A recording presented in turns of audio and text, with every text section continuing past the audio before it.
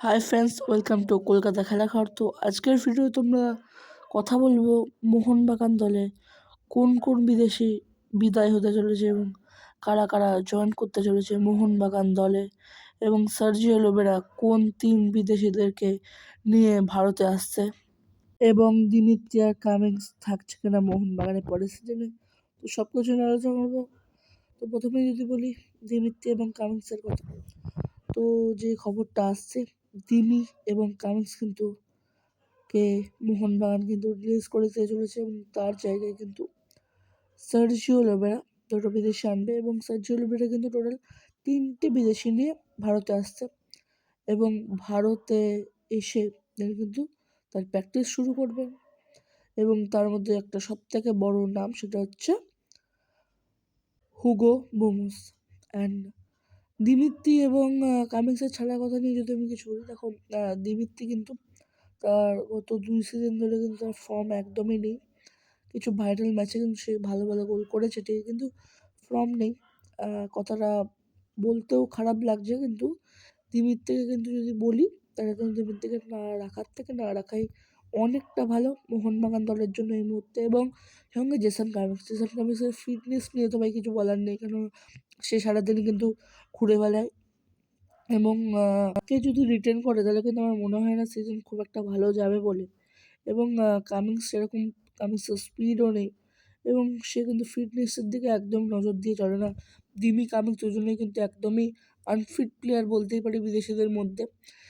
তাই শুনতে খারাপ লাগলেও দিমি এবং কামিংসের কিন্তু খুব শিগগিরই মোহনবাগান থেকে রিলিজ হওয়ার সম্ভাবনা আছে একটা। এবং সার্জিও লোবেরা কিন্তু হুগো বোমসকে আনতে পারে, এর একটা ভালো চান্স কিন্তু আছে।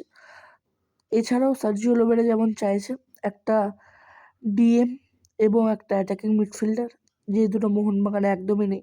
এবং এএফসি বল বা যেখানেই খেলতে যাও, তুমি একটা ভালো প্রপার ডিএম এবং এএফ কিন্তু আমাদের দরকার। তো দেখা যাক কি হয় এই মুহূর্তে দাঁড়িয়ে। যতদূর শোনা যাচ্ছে, একটা নাম কিন্তু হয়ে চলেছে হুগো বোমস। বোমস কিন্তু ব্যাক করতে পারে মোহনবাগান দলে, এবং দিমিত্রি এবং কামিংসের কিন্তু বিদায় হতেই পারে মোহনবাগান দল থেকে। তো এখনও কিন্তু পুরোপুরি কোনো আপডেট নেই যে দেখো দিমির যে আপডেটটা, সেটা কিন্তু অনেকটাই কনফার্ম, সবাই আগে থেকে তোমরা বুঝেই গেছো। দিমিত্রি কিন্তু আর বেশি দিন নেই মোহনবাগান দলে, এবং তাই খুব শিগগিরই কিন্তু রিলিজ করে দেওয়া হবে। কিন্তু জেসন কামিংসের খবরটা কিন্তু এখনও অতটা পাক্কা নয়। অবভিয়াসলি কামিংসের কিন্তু বডি ভারী, এবং আমি বলতে পারি কামিংস এবং দিমিত্রির থেকে রবসান রবিন এবং জেমি ম্যাকডোনাল্ড কিন্তু অনেকটা পরিশ্রম করে খেলে, এবং তারা কিন্তু বাড়িতে প্র্যাকটিস করে, তার ভিডিও কিন্তু তারা সোশ্যাল মিডিয়াতে আপলোড করে। উল্টো দিকে কামিংসের কথা যদি তুমি বলো, সারাক্ষণই ঘুরে বেড়ায়, ফিটনেসের তো কিছু নেই, এবং মোহনবাগানের যে ফিজিওরা ছিল তাদেরও কিন্তু খুব একটা ভালো আমার মতে নয়, কারণ ফিজিওরা কিন্তু একটা ডায়েট দিয়ে দেয় প্লেয়ারকে, এবং দিমি কামিংস কেউই কিন্তু কোনো ডায়েট মেনে চলতো না।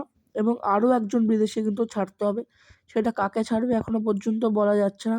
যদি কোনো ডিফেন্ডার আসে তাহলে কিন্তু টম অ্যালারেটকে ছেড়ে দেওয়ার সম্ভাবনা আছে, কিন্তু এখনও সেটা চূড়ান্তভাবে কিছু আপডেট এই মুহূর্তে নেই। কিন্তু যে আপডেটটা আসছে, দিমিত্রি বিদায়, এবং দিমিকে আমরা সারা জীবন মনে রাখবো, যতদিন ফ্যানরা বেঁচে থাকবে দিমিত্রি পেট্রাসকে কিন্তু সবার হৃদয়ে রয়ে যাবে, এবং দিমিত্রিকে কেউ কোনোদিনও কিন্তু ভুলবে না।